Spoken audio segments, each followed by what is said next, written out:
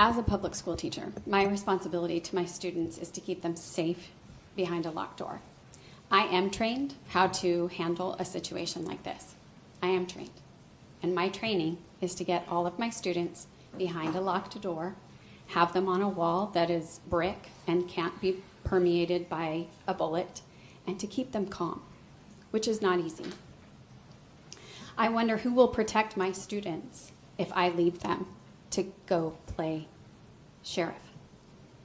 There is so much anxiety that comes with even the drills that are associated with training teachers and students. There are panic attacks. I have more than one occasion helped students through a panic attack because of triggers.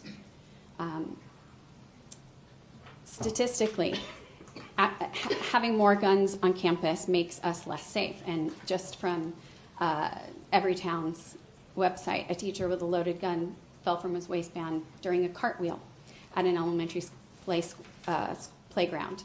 A student grabbed an officer's gun while the officer attempted to subdue a student.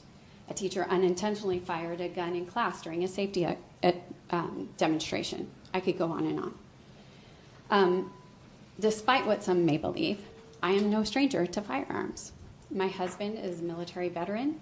He, at one time, had a concealed weapons license. We have firearms. They are always stored safely. And when I talked to him about this, he was appalled because we are teachers, and no matter how much training we may have in firearms, we are not police. And he said he would not be comfortable with me going back to teach if there were other people besides law enforcement with guns on campus. I wouldn't be comfortable with that either.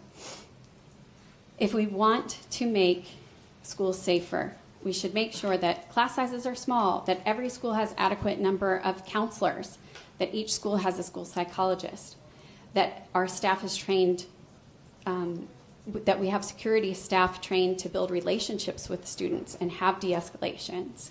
More guns on campus makes us less safe.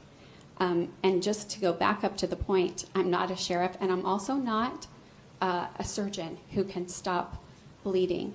And it is true that if students are behind a locked classroom door, they have not been killed.